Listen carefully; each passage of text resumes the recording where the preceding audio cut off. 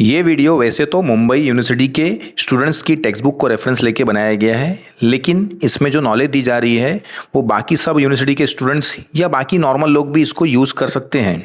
Hello students, welcome back to Scholarzilla. Direct taxation की lecture series आप देख रहे हैं और आज के लेक्चर में हम सॉल्व करने वाले हैं रेसिडेंशियल स्टेटस का थोड़ा एडवांस लेवल का क्वेश्चन। पिछले वीडियो में हमने रेसिडेंशियल स्टेटस से जुड़े हुए कंडीशंस देखे थे, सारी कंडीशन देखे थे, लेकिन जो प्रैक्टिकल प्रॉब्लम करे थे वो सिर्फ रेसिडेंट डिटरमाइन करने की थी कि रेसिडेंट है कि नहीं है। लेकिन पहले आप जब रेसिडेंट डिटरमाइन कर लेते हैं, अगर रेसिडेंट नहीं है मतलब नॉन रेसिडेंट आ गया तो कोई टेंशन नहीं, क्वेश्चन वहीं खत्म होता है। लेकिन अगर आ जाए कि सामने वाला रेसिडेंट है तो फिर उसके आगे दो स्टेप्स होते हैं। उसको आइडेंटिफाई करना पड़ता है कि ऑर्डिनरी रेसिडेंट है कि नॉन ऑर्डिनरी रेसिडेंट है। उसकी कंडीशन तो पिछले वीडियो में हमने देखे थे, लेकिन आज के वीडियो में हम उसका क्वेश्चन भी सॉल्व करेंगे। तो जल्दी टाइम वेस्ट नहीं करते हैं ज़्यादा और क्वेश्चन स्टार्ट करते हैं। आप लोग को क्वेश्चन चाहिए तो आप मुझे कमेंट करके बोल सकते हैं या मेरे ऐप वगैरह पे आप लोग मांग सकते हैं। चैनल पे पहली बार है तो चैनल को सब्सक्राइब कर लें। चलिए स्टार्ट करते हैं अपना mission, quality education free of cost. चलिए ये रहा स्क्रीन पे आपके क्वेश्चन में लिखा हुआ mister Balaji N Indian citizen and a professional cricketer. Indian citizen है मिस्टर बालाजी और प्रोफेशनल क्रिकेटर है। Tour south Africa, Australia and UK, West Indies and Zimbabwe. अलग अलग कंट्री में वो टूर कर रहा है। क्रिकेटर तो सिंपल बात है, क्रिकेटर लोग क्या करते हैं, अलग अलग कंट्रीज का टूर करते रहते हैं। Various dates, the details of departure for arrival from and arrival to India are as under. तो उसके डिपार्चर और अराइवल के बारे में बताया कि कब वो जाता है और कब आता है। इंडियन है, इंडिया से जाएगा और इंडिया में वापस आएगा। तो बहुत ध्यान देने की बात है। हम लोग को क्वेश्चन में क्या फाइंड करना रहता है कि वो कितने दिन इंडिया में रहता है। आगे क्या लिखा है, उसकी डिटेल्स दी हुई है कि कब वो बाहर गया, कब वो आया। Determine his residential status for tax year 26-27, ठीक है, और give your working and explanation. ठीक है, तो एकदम सिंपल सा क्वेश्चन है। अब हम लोग को उसका रेसिडेंशियल स्टेटस निकालना है। तो मैंने आप लोग को बताया था कि वर्किंग बनानी रहती है। अगर सिंपल क्वेश्चन है तो आप लोग नहीं बनाएंगे तो भी चलता है, लेकिन थोड़ा टेक्निकल क्वेश्चन है तो हम लोग बनाएंगे। हम लोग का वर्किंग का पार्ट ये होता है, ये जो पहला पार्ट है ये हम लोग का रिलेवेंट टैक्स ईयर का हम लोग इंफॉर्मेशन निकालते हैं। फिर उसके नीचे 10 प्रीवियस ईयर की हम लोग डिटेल निकालते, प्रीवियस टैक्स ईयर के, तो वो मैंने डिटेल निकाल के रख दिया है। ये हमारी वर्किंग का सिंपल सा तरीका है। पहले हम लोग क्या निकालेंगे, रिलेवेंट टैक्स ईयर, मतलब 26-27 में वो कितने दिन इंडिया में था। तो आप देखिए, अब यहां से इंफॉर्मेशन देखेंगे तो साउथ अफ्रीका का लिखा है 23 को गया है, 26 को आया है। ठीक है, तो इसका मतलब हम लोग का जो ईयर है वो बहुत ध्यान देने की बात है। ये शुरू हो रहा है 1 अप्रैल, देखो यहां पे लिखा है मैंने अप्रैल, 1 अप्रैल 2026 से। तो यहां पे जो अफ्रीका की कंडीशन है वो 25 मार्च तक ही खत्म हो गई है। मतलब ये जो हमारा ईयर है जिसमें हम लोग रिलेवेंट टैक्स ईयर इसको बोलते हैं, उसमें इस पहली इंफॉर्मेशन का कोई खास मकसद काम नहीं है अभी फिलहाल, क्योंकि हम लोग को ये निकालना है, बराबर है। तो अब हम लोग हमारी कंडीशंस लिख लेते हैं। पहला काम होता है क्वेश्चन में वर्किंग बनाना। तो आपने वर्किंग बना लिए हैं। वर्किंग के लिए निकालना रहता है कि भाई प्रीवियस, जो हम लोग प्रीवियस मतलब बोलते हैं, हम लोग पहले बोलते थे लेकिन अभी उसको बोलते हैं हम लोग रिलेवेंट टैक्स ईयर। तो टैक्स ईयर उसमें कितने दिन वो इंडिया में रहा वो निकालना जरूरी है हम लोग के लिए। तो एकदम सिंपल है, ये वाला हमारे काम का अभी नहीं है फिलहाल इसके लिए। ठीक है, अभी हम लोग देखते हैं यूके, ऑस्ट्रेलिया। ऑस्ट्रेलिया वो कब गया इंडिया से, देखो लिखा है इंडिया से जा रहा है क्योंकि वो इंडियन है। इंडिया से जा रहा है, कब जा रहा है वो, 15 अप्रैल को, 15 अप्रैल को, मतलब इंडिया में वो 15 डेज था। 15 अप्रैल को इंडिया से चले गया तो 1 अप्रैल से लेके वैसे तो वो 25 आपका क्या बोल सकते हैं उसको आप लोग, मार्च से, 25 मार्च से इंडिया में आ गया था वो। 25 मार्च से वो 15 अप्रैल को गया है, तो इतने दिन था। लेकिन हम लोग को पिछले साल की इन्फॉर्मेशन नहीं चाहिए, हम लोग को ये साल की इन्फॉर्मेशन थी, इसलिए अप्रैल के मंथ से चाहिए हम लोग को। तो अप्रैल में कितने दिन था वो, 15 दिन था, वो लिख दिए। उसके बाद मई में देखेंगे हम लोग तो वो इंडिया में वापस आ गया है। कब आ गया है, 1 मई को वापस आ गया है, बराबर है। तो 1 मई को वापस आ गया मतलब 1 मई को इंडिया में था वो, बराबर है। उसके बाद वापस से वो चले गया 5 मई को, देखो बराबर ना। 1 मई को इंडिया में आया, 15 अप्रैल को गया था, 1 मई को आया, फिर वापस वो 5 मई को चले जा रहे हैं। तो इंडिया में सिर्फ 5 दिन था वो मई के महीने में। फिर उसके बाद आगे बढ़ेंगे तो हम लोग का आएगा कि वो मई में गया तो सीधे जुलाई तक वो इंडिया में आया ही नहीं, बाहर ही है। कहां पे है वो, जुलाई तक यूके में, बराबर है। तो इसका मतलब मई के महीने में गया है वो, तो जून में इंडिया में था ही नहीं वो। जुलाई में रिटर्न आया वो, जुलाई में रिटर्न आया तो जुलाई में रिटर्न गया क्या, नहीं। नीचे भी देख लेना, कभी जुलाई में आया, जुलाई में चले गया। जैसे अभी मई में आया तो मई में चले गया, तो मई में सिर्फ 5 दिन था। तो वो ध्यान देने का। तो जुलाई में आया, लेकिन अगस्त तक वो इंडिया में ही था। तो जुलाई में 11 की तारीख को आ गया, 11 तारीख को आ गया। जुलाई में जो महीना होता है 31 का होता है, जो कल मैंने आप लोग को पिछले वीडियो में बताया था कि कैसे कैलकुलेशन हम लोग करते हैं। पिछले वीडियो से आप लोग देख लीजिए अगर आप लोग नहीं देखा है तो जुलाई में वो आया है 11 तारीख को। तो जुलाई में कितने दिन रहा वो? 10 दिन इंडिया में नहीं था वो, क्योंकि स्टार्टिंग से 1 लेके 10 तक नहीं था। इसका मतलब जुलाई में 31 दिन होते हैं, तो उसमें से 10 दिन नहीं था, मतलब कितने दिन? जुलाई में 21 डेज था। फिर पूरे महीने मतलब वो अगस्त में 31 अगस्त को गया है, मतलब पूरे 31 दिन इंडिया में था अगस्त के महीने में। फिर सितंबर के महीने में वो 31 अगस्त को चले गया और सितंबर के 14 को रिटर्न आया है। तो मतलब स्टार्टिंग के 14 दिन इंडिया में नहीं था वो, क्योंकि वो 31 अगस्त को गया और 14 नवंबर को आया। तो इंडिया के बाहर चले गया था वो। इंडिया में कब आया? 14 नवंबर को। 14 सितंबर में आ गया वो। अब 14 सितंबर में आ गया तो इसका मतलब हम लोग को 14 सितंबर से वो इंडिया में था। तब 14 सितंबर मतलब सितंबर में दिन होते हैं आप लोग के टोटल 30 में से स्टार्टिंग के 13 दिन नहीं था, 14 दिन आ गया वो। तो मैंने बताया था आप लोग को, जिस दिन आएगा और जिस दिन जाएगा उसको भी इंडिया में ही काउंट करना है। तो मतलब स्टार्टिंग के 13 दिन इंडिया में वो नहीं था, तो इसका मतलब 30 में से हम लोग 13 निकाल देंगे तो बचे कितना? 17। तो 17 दिन इंडिया में था सितंबर के महीने में। चाहिए तो आप लोग गिन सकते हैं 14, 15, 16 ऐसा करके गिनो 30 तक, तो आ जाएगा आप लोग को। फिर आते हैं हम लोग को अक्टूबर का मंथ। अब वो इंडिया में ही है, सितंबर में आ गया तो बराबर है। कब गया है वो? सीधे 1 जनवरी को गया है, उसके बाद इंडिया में ही था वो। तो मतलब अक्टूबर में पूरा 31 दिन इंडिया में, नवंबर में पूरा 30 दिन इंडिया में, दिसंबर में भी पूरा 31 दिन इंडिया में, जनवरी की 1 तारीख को चले गया है वो। तो मतलब जनवरी में सिर्फ 1 दिन इंडिया में था, बराबर है। अब फैब अगर हम लोग देखेंगे तो फैब में इंडिया में था ही नहीं वो, तो यहाँ पे डैश आ जाएगा। मार्च की वो 23 तारीख को इंडिया में आया है। कितने तारीख को आया है? 23। तो मार्च की 23 तारीख को आया, मतलब अगर आप लोग देखेंगे तो मार्च होता है 31 का। 31 में से वो 23 दिन नहीं था, अगर निकाल देंगे आप लोग तो आप लोग को आएगा 8। वैसे भी गिन सकते हैं आप लोग 23, 24, 25, 26, 27, 28, 29, 30, 31। तो 9 दिन आ जाएगा आप लोग, बराबर है। 8 नहीं आएगा, 9 आएगा शायद, क्योंकि आप लोग 31 में से 22 निकाले ना, 22 दिन नहीं था वो, बराबर। 22 दिन नहीं था वो, 23 दिन तो आ गया, तो 23 से गिनेंगे हम लोग तो 9 डेज होते हैं, ठीक है, 9 डेज होते हैं। अब हम लोग क्या करेंगे, सबको प्लस कर लेंगे कि कितने इंडिया में था वो। तो 15 + 5 + 21 + 31 + 17 + 31 + 30, 31, 1 और 9, तो आता है आप लोग का 191 डेज। तो यहाँ पे आंसर आ गया आप लोग का 191 डेज। ये हम लोग ने निकाल लिया कि पिछले साल वो 191 डेज इंडिया में था। चलो अब हम लोग हमारा लिखेंगे, जैसे हम लोग सोल्यूशन लिखते हैं। सोल्यूशन में पहले क्या लिखते हैं हम लोग? Part A. पार्ट ए में क्या लिखते हैं हम लोग? क्या लिखते हैं देख लेना। Ascertaining weather a resident. पहले हम लोग असर्टेन करते हैं कि वो रेसिडेंट है कि नहीं है। इसमें लिख सकते हैं हम लोग सेक्शन 6 के तरीके। नहीं लिखेंगे सेक्शन 2 भी चलता है, लेकिन लिख देंगे तो ज्यादा बेटर है।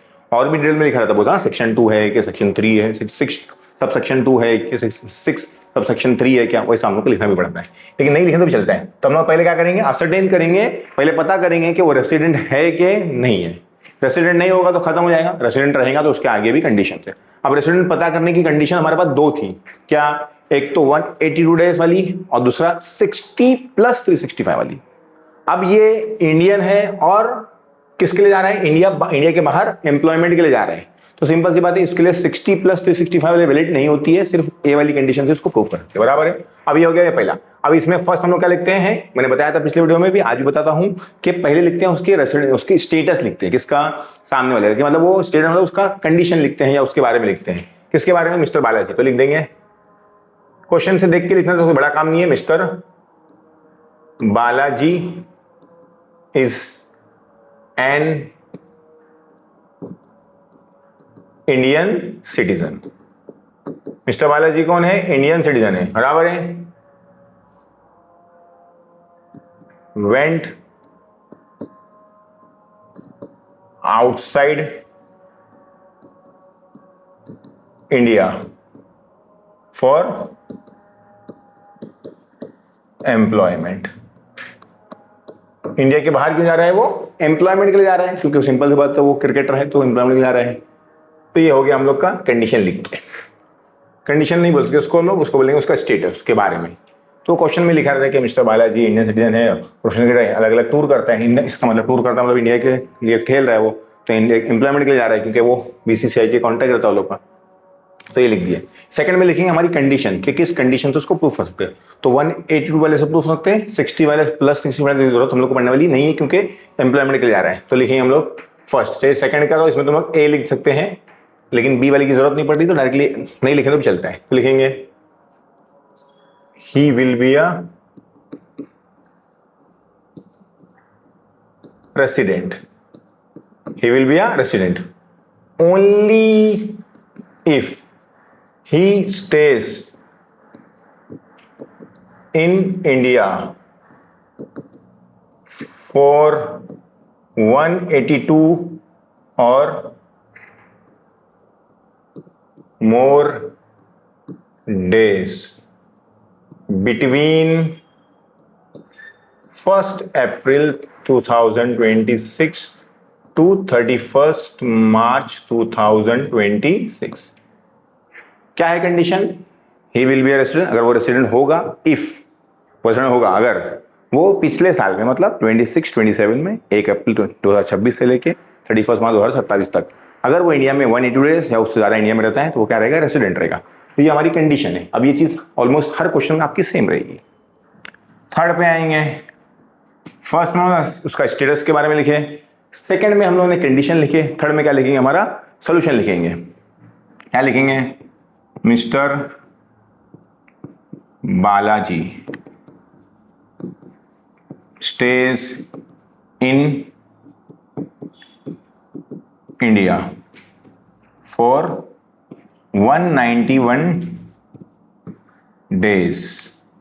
बराबर ना? मिस्टर बालाजी कितना रहता है? 191 डेज इंडिया में रहता है, बराबर ना? Between 1st April 2026 to 31st March 2027। इस पीरियड में वो इंडिया में कितने रहता है? 191 डेज रहता है। यहां पे हमने उसकी वर्किंग कर चुके हैं। क्लियर है क्या? चाहिए तो ब्रैकेट में यहां पे मेंशन कर देने का, वर्किंग नोट नंबर 1 से आप लोग को मिल जाएगा। तो एकदम सिंपल है, पहले स्टेटस लिखे, फिर कंडीशन लिखे, फिर हम लोग ने उसका कैलकुलेशन लिखे, क्या कैलकुलेशन हम लोग का आया। लास्ट में लिखेंगे हम लोग कंक्लूजन। अब सिंपल सी बात है, वो 180 डेज से ज्यादा रह रहा है इंडिया में तो इंडियन रेसिडेंट है, लिख देंगे mister Balaji is an resident, is a resident, an नहीं आएगा, ठीक है, is a resident. Mister Balaji क्या है? रेसिडेंट है। तो ये हो गया हम लोग का कंक्लूजन फिनिश। अब जैसे ही रेसिडेंट आ गया, अगर नॉन रेसिडेंट आता तो यहां पे खत्म, मतलब जैसे कल हम लोगों ने मतलब पिछले वीडियो में हमने 3 क्वेश्चन उसके हिसाब से देखे थे तो वहीं खत्म आता। लेकिन जैसे ही रेसिडेंट आ गया तो हम लोग को पता करना पड़ेगा कि रेसिडेंट के अंदर 2 कैटेगरी होती है, resident but ordinary resident, resident but non ordinary resident, बराबर ना? तो हम लोग वही देखेंगे। बी, ये फर्स्ट स्टेप हो गया। सेकंड स्टेप सेम लिखना है एकदम, लेकिन थोड़ा सा चेंज रहेगा। ascertaining whether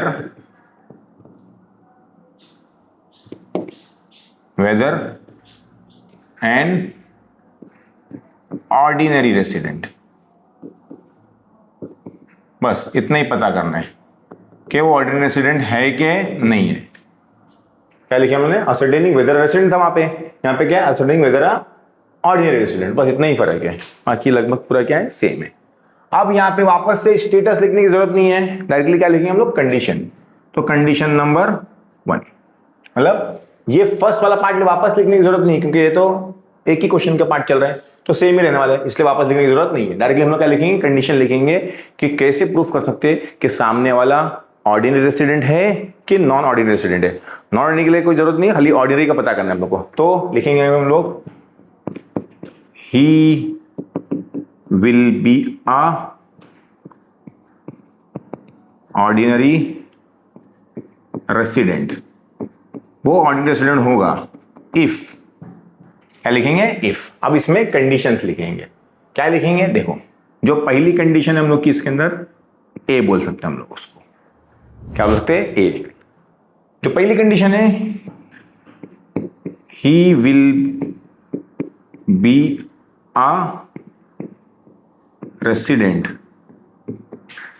for at least 2 years out of 10 previous नहीं लिखना है, प्रीसीडिंग लिखना है।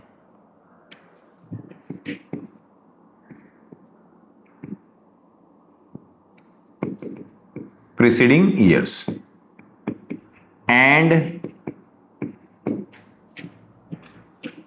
ये उसके अंदर फर्स्ट पार्ट होगा, दूसरा part B. He will be in India for at least 730 और 730 days between first 1 2 3 4 5 6 7 तो 1 अप्रैल 2019 टू 31 मार्च 2026। बराबर है। अब देखो क्या कंडीशन है, ये तो मैंने आप लोग को समझा दिया हूं, लेकिन सेकंड वाले समझो। अभी क्या लिखते हैं हम लोग? क्या लिखेंगे? पहले ये लिखेंगे कि असर्टेनिंग वेदर ऑर्डिनरी रेसिडेंट है कि नहीं है।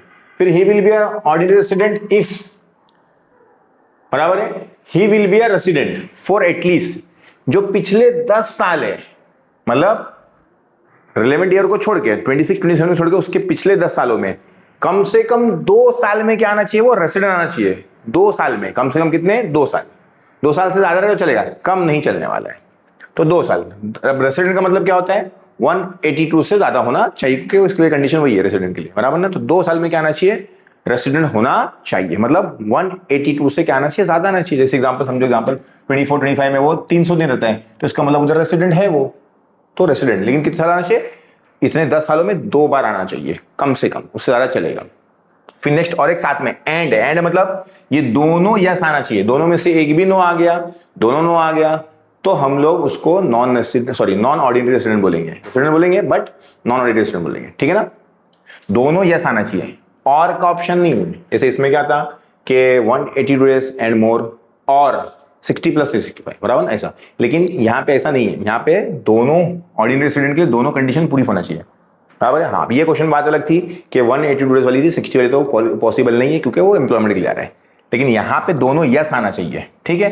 अब हम लोग ये ए बी हो गया। अब हम लोग लिखेंगे सेकंड पार्ट में हमारा आंसर लिखेंगे कि कैलकुलेशन करेंगे। कैलकुलेशन करने के लिए हम लोग देखेंगे कि भाई कौन कौन से। हाँ, ये भी और एक चीज भूल गया मैं, 2 साल तो हो गया। फिर पिछले 7 सालों में, 7 साल मतलब 1 2 3 4 5 6 7 यहां तक, तो 1 अप्रैल 2019 से लेके 31 मार्च 2026 ये लिखा मैंने। उसके बीच में 730 डेज इंडिया में रहना चाहिए। अब वो जरूरी नहीं कि 730 डेज एक ही टाइम पर होना चाहिए, वो 7 साल मिला के 730 या उससे ज्यादा आना चाहिए। ये हम लोग को ध्यान में रखना है। तो ये 2 कंडीशन है, दोनों कंडीशन आप लोग को याद रखनी है, एकदम सिंपल है। 2 out of 10 preceding years और फिर 730 फ्रॉम बिटवीन फर्स्ट अप्रैल, मतलब इन लास्ट 7 ईयर, 7 ईयर में 730 डेज या उससे ज्यादा होना चाहिए। अब हम लोग कैलकुलेशन लिखेंगे। अब कैलकुलेशन उन्होंने किए नहीं है, हम लोगों ने पिछले साल कैलकुलेशन किए, लेकिन उसके पहले के कैलकुलेशन उन्होंने किए नहीं है। अब देखो स्टार्ट करते हैं हम लोग 25 26 को करते हैं। अब देखो यहाँ पे क्या लिखा है, 1 मार्च को गया है और डायरेक्टली कब आया उसने? 25th, क्या बोल सकते हैं आप लोग? 1 मार्च को, 25 मार्च 2026 को, मतलब सीधे 2 साल बाद वो इंडिया में आया है। 2 साल तक इंडिया में, देखो ना कि अफ्रीका गया वो फर्स्ट टाइम 1 मार्च को ही चले गया, कब? 2024 को। तो अब हम लोग को ढूंढना पड़ेगा कि भाई कौन से ईयर की वो बात कर रहा है। 1 मार्च 2024, बराबर है, मार्च। तो अभी देखेंगे आप लोग, तो मार्च आप लोग का यहां पे आएगा। बहुत लोगों को कंफ्यूज होता है, सर ये कैसा होता है। अभी देखो इसमें क्या है कि जो आप लोग का स्टार्टिंग 25 है ना, इसमें 9 मंथ रहते हैं, और एंड के जो 20 लिखा है ना उसमें कितने मंथ रहते हैं? 3 मंथ। मतलब ये स्टार्टिंग के 9 मंथ रहते हैं, एंड में 3 मंथ रहते हैं। ये ध्यान में रखने का।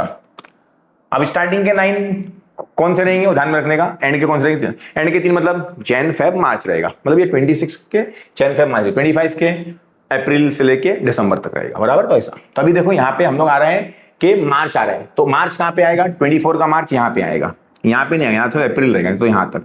तो इस टाइम पे वो गया है, बराबर है। कब गया है, 1 मार्च को वो चले गया है, 1 मार्च को चले गए। मतलब ये जो पूरा ईयर है 23-24, 23 के लेके 23 से लेके मतलब 23 अप्रैल से लेके पूरा 1 अप्रैल मतलब 1 अप्रैल 2023 से लेके पूरा इंडिया में ही था वो। सिर्फ जब साल का एंड आया 2024 का एंड, मतलब 23-24 का एंड, तो आखिरी के 1 महीने के लिए चले गया वो अपना टूर पे चले गया है। तो अब ये जो साल होता है आप लोग का नॉर्मली 365 डेज का होता है, बराबर है। 365 डे में से लास्ट के 1 महीने में वो चले गया है, मतलब यहां से लेके, अब ये नहीं मतलब इस ईयर की बात कर रहा हूं, यहां से लेके वो अप्रैल से लेके पूरा अप्रैल मतलब पूरा 2023-2024 के लास्ट जो 3 महीने रही है उसमें वो मार्च के महीने में चले गए, तो इसका मतलब हर महीने में था वो। तो इसका मतलब डायरेक्टली क्या करने का, 365 डेज होता है ईयरली, उसमें से 30 दिन नहीं था ना वो, क्योंकि एक को गया है, तो एक को भी गिनेंगे, 30 दिन नहीं तो 30 दिन माइनस कर देंगे।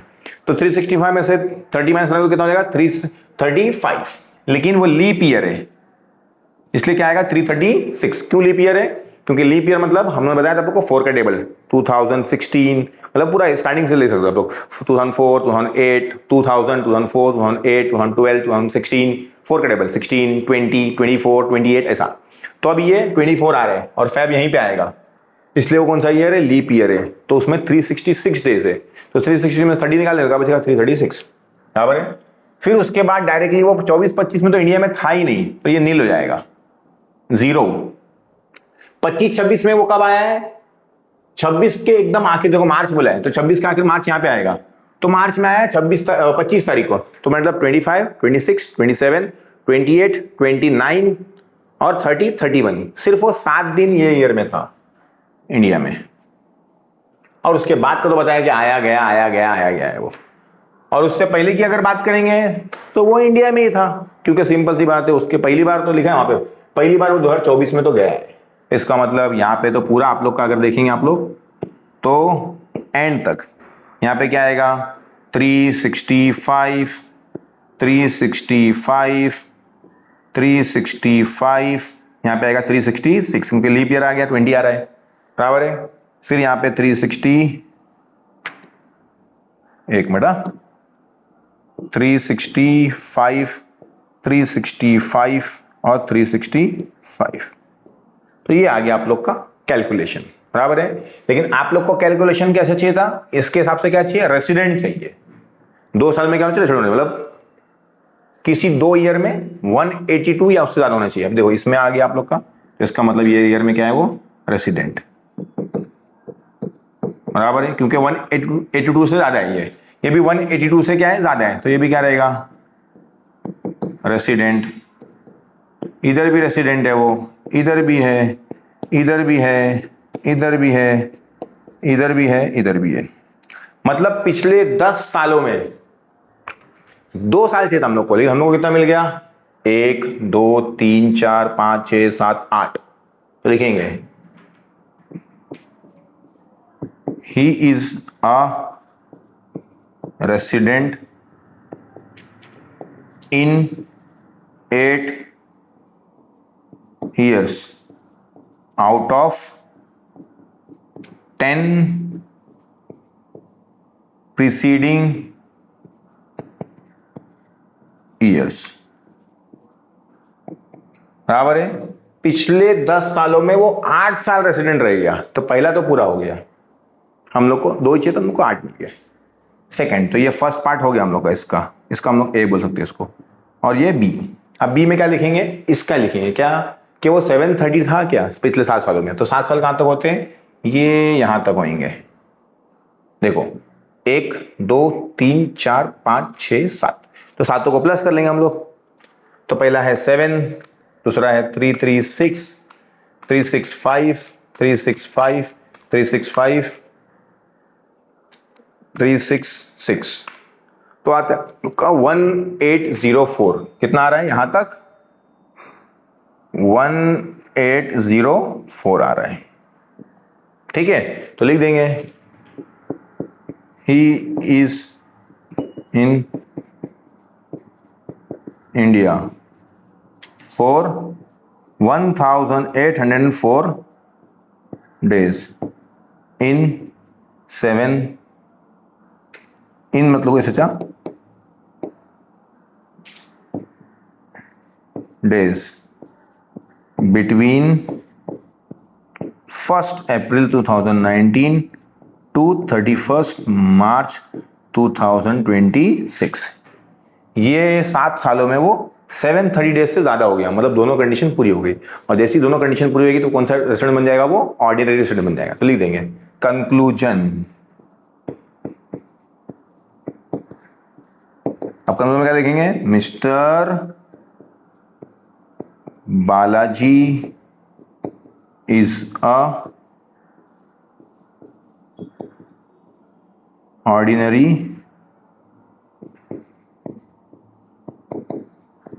रेसिडेंट। मिस्टर बालाजी कौन सा रेसिडेंट है? ऑर्डिनरी रेसिडेंट है। हो गया सॉल्व। बस यही हमारा स्टेप है, मतलब ये पहला स्टेप था और ये सेकंड स्टेप। बस इतना सा ही करना है, ऐसा बहुत डिफिकल्ट नहीं है। थोड़ा सा मेहनत करेंगे तो आप लोग को आने लग जाएगा। चलिए अगला क्वेश्चन करते हैं। चलिए सेकंड क्वेश्चन स्टार्ट करते हैं। थोड़ा सा मैंने पिछले क्वेश्चन का ही लेके रख लिया है ताकि थोड़ा क्या हो, क्वेश्चन थोड़ा फास्ट हो, क्योंकि मेन क्या है सोल्यूशन करना। तो हम लोग देखेंगे क्या लिखा है। Mister Rahul who is born and brought up in India, पैदा भी इंडिया में हुआ है और उसकी परवरिश भी इंडिया में हुई है, एंड एन इंडियन सिटीजन, और इंडियन सिटीजन है, went for further studies to USA.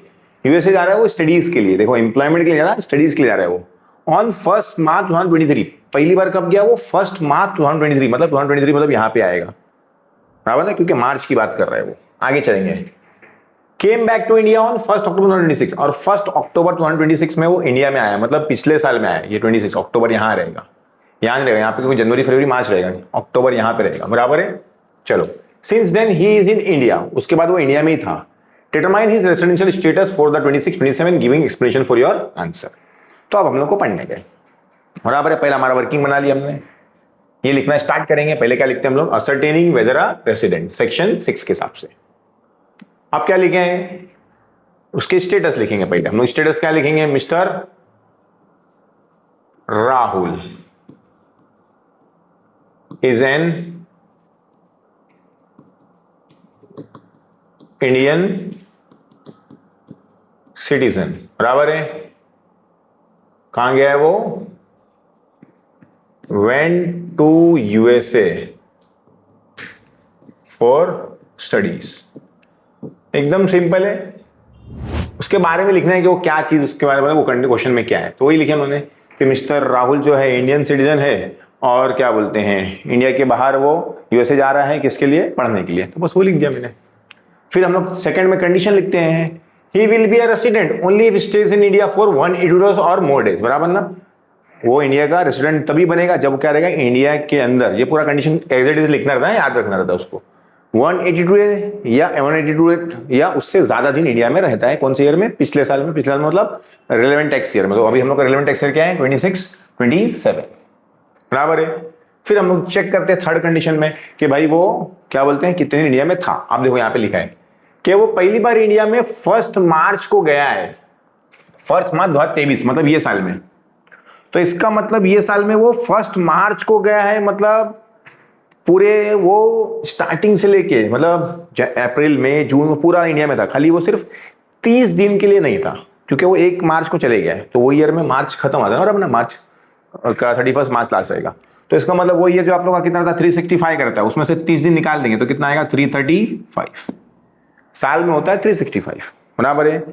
वो साल के एकदम आखिर के 1 महीने में चले गया है, वो भी 1 तारीख को गया, 1 तारीख को काउंट करेंगे तो इंडिया में, क्योंकि उसके बाद वो पूरे 30 दिन बाहर गिरा, बराबर ना, 2023 में। तो 30 दिन उन्होंने निकाल दिए पूरे साल में से 365 में से, तो क्या आ गया? 335। बहुत सिंपल होता है, बस थोड़ा सा लॉजिक याद रखना है कि वो इंडिया में कितने दिन वो पता करना है। हाँ, ये ध्यान रखना। उससे पहले तो वो कभी इंडिया में गए नहीं था, पहली बार तो इंडिया में गया है वो, इंडिया के बाहर, सॉरी इंडिया में गया है, इंडिया के बाहर पहली बार गया है। तो उसके बाद मतलब वो पूरा सब में क्या आएगा? 365,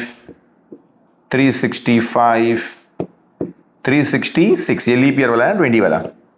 365, 365 और 365। अब यहां से देखना है, वो 1 मार्च 2023 से चले गया और कब आया? डायरेक्टली 1 अक्टूबर 2026 को, मतलब 23-24 में वो इंडिया में था ही नहीं, 24-25 में भी इंडिया में नहीं था, वो 0-0, और 25-26 में भी इंडिया में नहीं था, क्योंकि 26 मार्च यहाँ पे खत्म आता है। और आया कब है वो? 1 अक्टूबर, मतलब 1 अक्टूबर 2026 को, मतलब यहाँ पे, क्योंकि यहाँ तक तुम्हारा 26 रहेगा, यहाँ से क्या आएगा, सॉरी यहाँ तक 26 रहेगा आपका, और इसके बाद 3 महीने क्या रहेंगे, 27 रहेंगे। तो 1 अक्टूबर को आया, तो यहाँ पे आया, मतलब ये सब टाइम पे भी इंडिया में वो नहीं था, यहाँ पे भी डैश। कब आ गया वो? 1 अक्टूबर को आ गया। 1 अक्टूबर का आ गया, मतलब पूरे अक्टूबर के महीने में इंडिया में ही था वो। तो यहाँ पे आएगा 31। नवंबर में होते हैं 30, दिसंबर में होते हैं 31, जनवरी में होते हैं 31, फरवरी में होते हैं 28, लीप ईयर नहीं है वो, और यहाँ पे आएगा मार्च में 31। तो ये आ गया उसका इंडिया में वो प्रेजेंट का। अब सिंपल है, खाली कैलकुलेट कर लो कितना होता है, देख लो जरा। 31 + 30 + 31 + 31 + 28 + 31, तो हो गया आप लोग का 182 डेज। यहाँ पे आता है 182 डेज। अब सिंपल सी बात है, कितना आ गया? 182 आ गया, तो इसका मतलब वो इंडियन रेसिडेंट है। तो यहाँ पे लिख देंगे हम लोग मिस्टर, क्या लिखेंगे? Mister Rahul, mister Rahul stage in India for 182 days. यहाँ पे तो हम लोग को एग्जैक्ट कितना दिन है वो लिखना रहता है, कौन सी, इसमें थर्ड वाले पार्ट तो लिख दिया। और मैंने लिख दिया वर्किंग नोट नंबर 1 से हम लोग उसको रेफर कर सकते हैं, ये वर्किंग नोट नंबर हम लोग 2 बोल सकते हैं जब करेंगे सॉल्व तब। अब कंक्लूजन लिखेंगे 182 या उससे ज्यादा आता है तो हम उसको रेसिडेंट बोल सकते हैं, तो यहाँ पे लिखेंगे mister Rahul is a resident. Mister Rahul क्या है? रेसिडेंट है, क्योंकि उसने यहाँ पे लिखना पड़ता है हम लोग को। हाँ, मैंने देखो पिछले क्वेश्चन नहीं लिखा था, पिछले वीडियो में ना मैं थोड़ी सी गलती किया था ये ईयर लिखने में, थोड़ा घाई में, तो वो ईयर मैंने मतलब ना एडिटिंग में उसको राइट किया हूँ, लेकिन अगर कुछ कहीं पे कहीं मिस्टेक रही तो थोड़ा सा उसको क्या बोलते समझ लेना, ठीक है। आगे हम लोग को लिखना पड़ता है as he satisfies condition 2A, condition 2A satisfy कर रहे हैं। अगर 2A सेटिस्फाई नहीं करता था, मतलब ये वाली, तो हम लोग को 2B भी लिखना पड़ता था, ठीक है ना। इससे मैंने पहले ही बना के रख दिया था, लेकिन 2B लिखना पड़ता था। अगर 2A से अगर सेटिस्फाई, मतलब 182 डेज वाली से कंडीशन से सेटिस्फाई हो गया, वो नहीं होता तो, क्योंकि ये ना तो इंडियन क्रू मेंबर है, ना इंडियन ओरिजिन का है, ना क्या बोलते हैं आप लोग का एम्प्लॉयमेंट के लिए जा रहा है, पढ़ने के लिए जा रहा है, तो इसके लिए हम लोग दूसरी कंडीशन भी चेक कर सकते हैं। कौन सा? 60 + 365 वाली, लेकिन अभी जरूरत नहीं पड़ी, ये तो पढ़ती तो हम लोग को करना पड़ता था। उसका भी क्वेश्चन मैं लूंगा ताकि आप लोग को हर तरह के क्वेश्चन की प्रैक्टिस हो जाए। आज के वीडियो में कोशिश करूंगा कि वो लूँ। चलो आगे बढ़ते हैं। तो अब ये प्रूफ हो गया कि मिस्टर जो राहुल है वो रेसिडेंट है। रेसिडेंट देसी प्रूफ होता है, हम लोग को पता करना पड़ता है कि वो ऑर्डिनरी रेसिडेंट है कि नॉन ऑर्डिनरी रेसिडेंट है। अब हम लोग लिखेंगे ऑर्डिनरी रेसिडेंट की कंडीशंस, तो लिखेंगे ascertaining weather a ordinary resident, बराबर है, पता कर रहे हैं कि ऑर्डिनरी रेसिडेंट है कि नहीं है। अब ऑर्डिनरी रेसिडेंट पता करने के लिए हम लोग की 2 मेन चीजें हैं। पिछले 10 सालों में 2 साल का रहना चाहिए, वो रेसिडेंट होना चाहिए पिछले 10 सालों में, हाँ। और पिछले 7 सालों में इंडिया के अंदर वो 730 डेज रहना चाहिए। अब वो कोई भी जरूरी नहीं कि कैसा भी रहे, वो कोई ईयर में 2 दिन है, कोई ईयर में 0 है, कोई ईयर में 300 है, कोई ईयर में 300 है, कोई ईयर में 700 है, सॉरी 700 बोल रहा हूँ, 200 है, तो सब मिला के अगर 730 के ऊपर चले जाते हैं 7 साल मिला के, तो वो रेसिडेंट है। सब में 10-10, सब में 100-100, एक में 200 है तो भी हो जाएगा वो, क्योंकि 6 साल में 100-100, 600 हो जाएगा, 1 साल में 200 तो 800 हो जाएगा, तो भी चलेगा, ठीक है ना।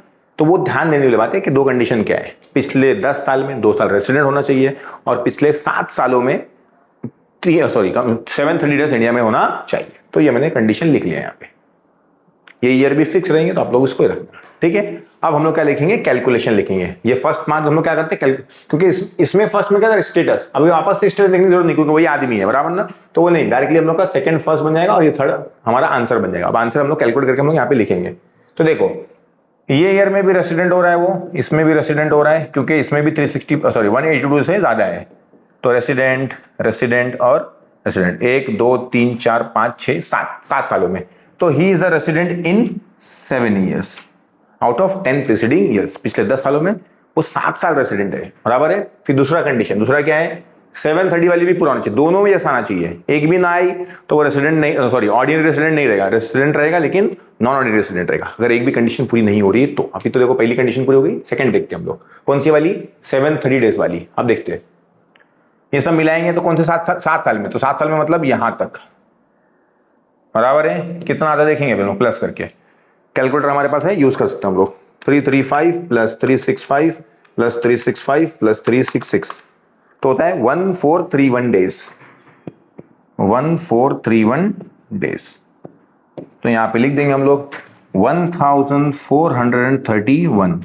हम लोग को कितना चाहिए था? 730 या उससे ज्यादा। हम लोग को तो बहुत ज्यादा मिल गया 1431, 1431 दिन। तो इसका मतलब दोनों कंडीशन वो पूरा कर रहा है, और जैसे दोनों कंडीशन पूरा करेगा तो क्या बन जाएगा? वो ऑर्डिनरी रेसिडेंट बन जाएगा। तो लिख देंगे mister Rahul is an ordinary resident. ये हो गया प्रूफ मिस्टर राहुल कि वो ऑर्डिनरी रेसिडेंट है कि नहीं है। एकदम सिंपल सा। चलिए एक और क्वेश्चन लेते हैं। चलिए नेक्स्ट क्वेश्चन देखते हैं। Mister Nath a person of Indian origin. कहां का पर्सन है? इंडियन ओरिजिन का पर्सन है, मतलब इंडिया के बाहर रहता है, लेकिन उसके वो या उसके बाप दादा पहले इंडियन होंगे। ठीक है ना?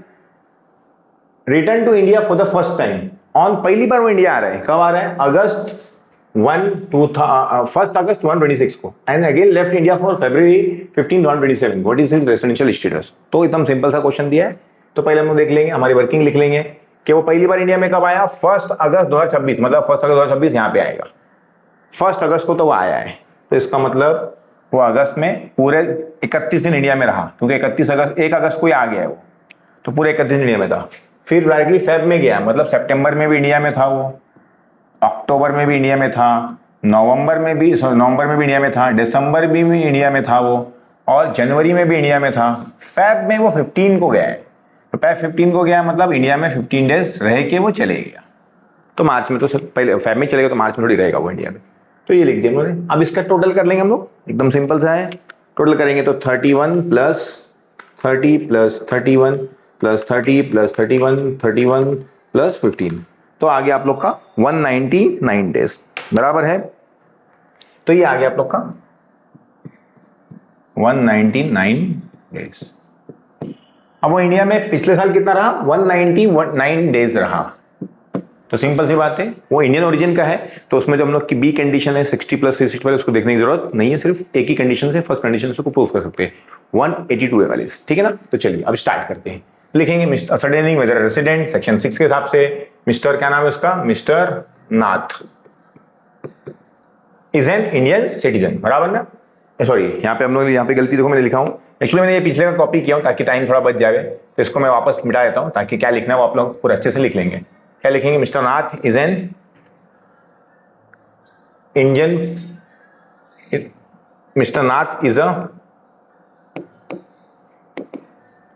is a person of Indian origin।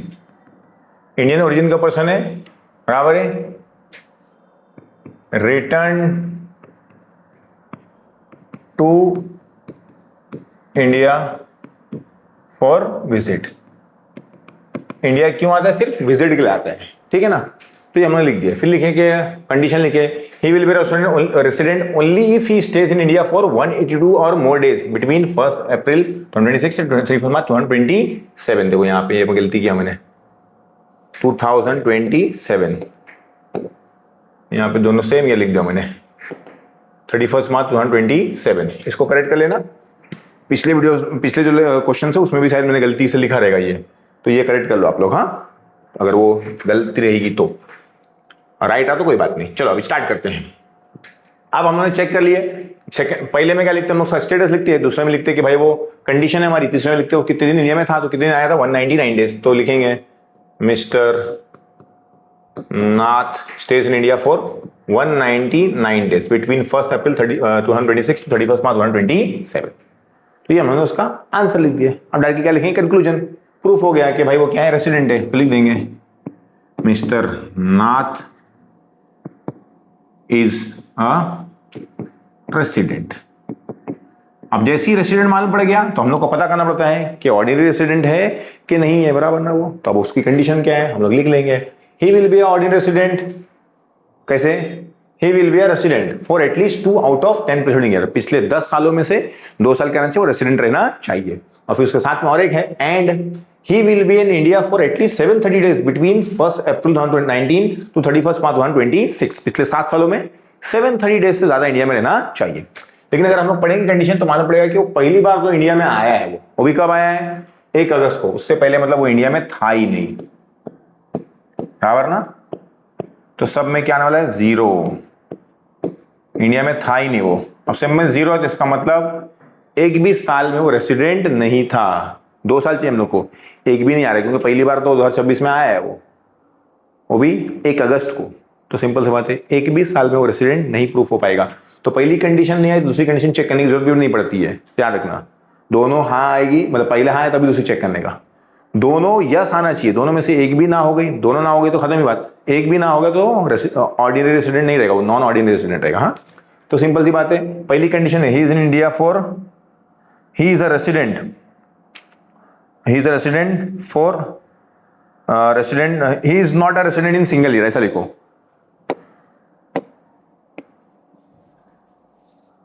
he is not a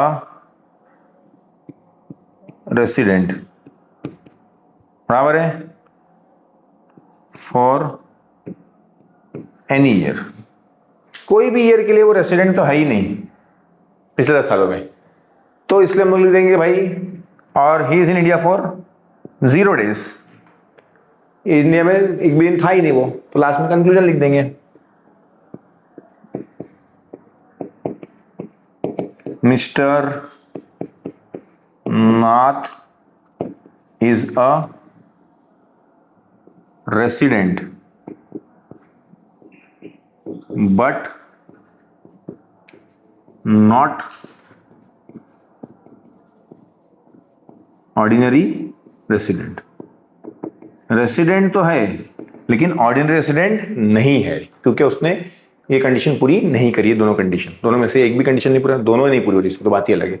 तो खत्म। बहुत लोग ऐसा लिखते हैं, टेक्स्ट बुक में ऐसा हो सकता है कि आप लोग को as he does not satisfy first condition no need to check second condition, क्योंकि वो पहली कंडीशन नहीं पूरी करता, सेकंड कंडीशन चेक करके कुछ मतलब ही नहीं है, क्योंकि दोनों में हाँ आना चाहिए। तो ये हो गया हम लोग का सिंपल सा क्वेश्चन।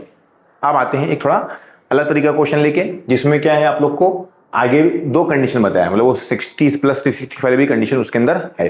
तो वो क्वेश्चन करते हैं हम लोग नेक्स्ट पार्ट में। चलिए वो क्वेश्चन देख लेते हैं। चलिए नेक्स्ट क्वेश्चन स्टार्ट करते हैं। क्वेश्चन में लिखा हुआ है, Shri Praveen Kumar an Australian citizen came to India from Australia for the first time. Praveen Kumar Australian है, नाम से तो लग नहीं रहा है लेकिन ठीक है ऑस्ट्रेलियन है, उसके बाप दादा चले गए होंगे।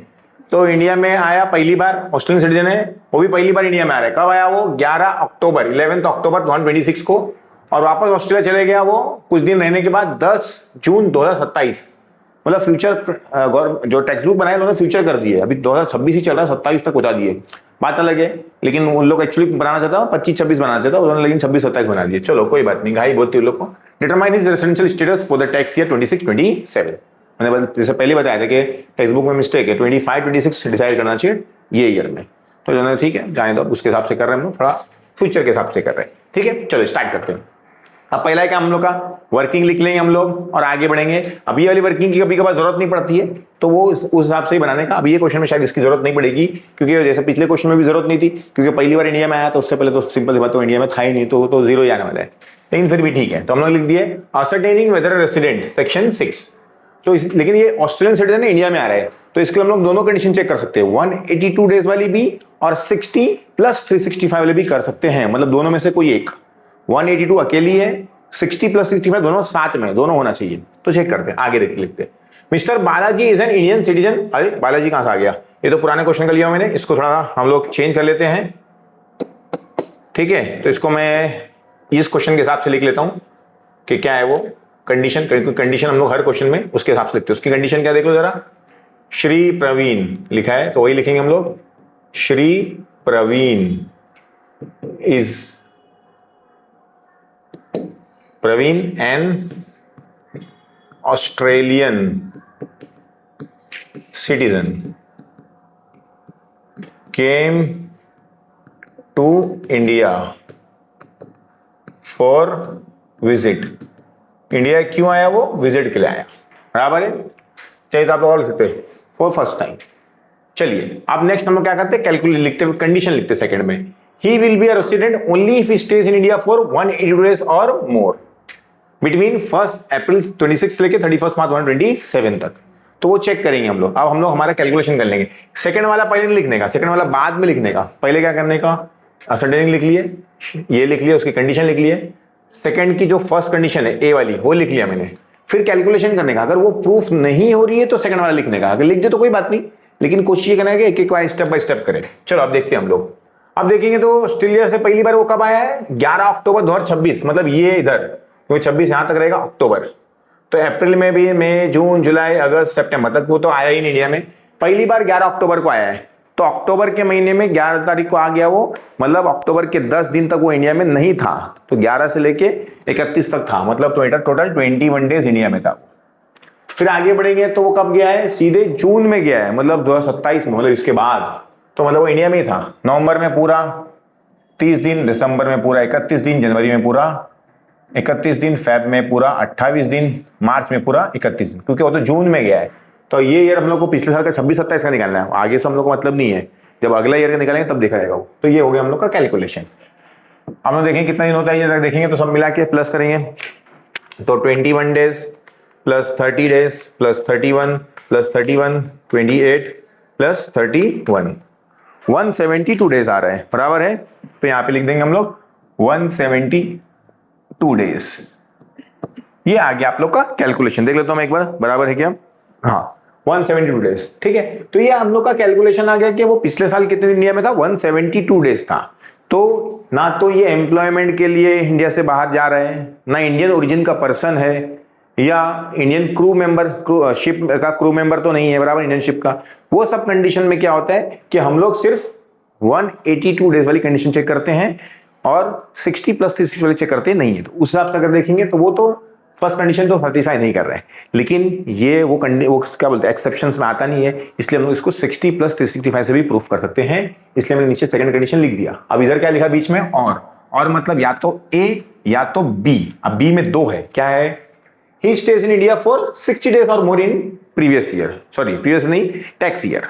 तो जो टैक्स ईयर है हमारा, मतलब ये ईयर में 60 डेज से ज्यादा रहेगा और प्लस 365 डेज होना चाहिए। कितने सालों में, पिछले 4 सालों में, मतलब ये 4 साल में, प्रीसीडिंग टैक्स ईयर्स में। कितने साल, 4 साल में 365 डेज से ज्यादा होना चाहिए, ठीक है। तो ये दो कंडीशन हम लोग देखेंगे तो हम लोग को प्रूफ हो जाएगा कि भाई वो इंडियन सिटीजन रेसिडेंट है कि नहीं है। अगर अभी हम लोग देखेंगे इसके हिसाब से, तो पहली बार तो वो जिंदगी में 11 अक्टूबर 2026 को तो आया है वो, उसके बाद तो कभी इंडिया में था ही नहीं। तो इसका मतलब ये सब ईयर में वो इंडिया में था ही नहीं, सब में 0 आने वाला है। तो इसका मतलब हम लोग क्या लिखेंगे उसको कि इसमें से वो ये कंडीशन तो पूरी कर लेगा, कौन सी, बी की फर्स्ट वाली, कि पिछले साल वो 60 डेज था। हम लोग को 172 नहीं चाहिए, 60 चाहिए, और 172 आया, तो मतलब 60 तो हो गया। लेकिन पिछले 4 सालों में 365 मिलता है कि हम लोग को नहीं मिलता है, क्योंकि उसके पहले तो कभी वो इंडिया में आया नहीं था। तो मतलब कंडीशन B1 पूरी हो रही, लेकिन B2 पूरी हो रही है, और दोनों पूरी होना चाहिए। तो इसका मतलब मिस्टर, जो क्या नाम है इसका, प्रवीण, इसमें आंसर लिखेंगे हम लोग, Praveen stays in India for 172 days. वो कितने दिन इंडिया में रह रहा है, 172 डेज इंडिया में रह रहा है। अब लिखेंगे हम लोग कंक्लूजन, मिस्टर नहीं रहे यहाँ पे, उसको यहाँ पे लिखे लो ना, श्री, डबल ई वाला क्या आई वाला, Shri Praveen is a non resident. वो कौन है, नॉन रेसिडेंट, क्योंकि वो तो दोनों कंडीशन नहीं पूरी कर पा रहा है, 182 डेज वाली भी और 60 प्लस 360 वाली भी पूरी नहीं कर पा रहा है। तो यहां पे लिख देंगे as he does not satisfy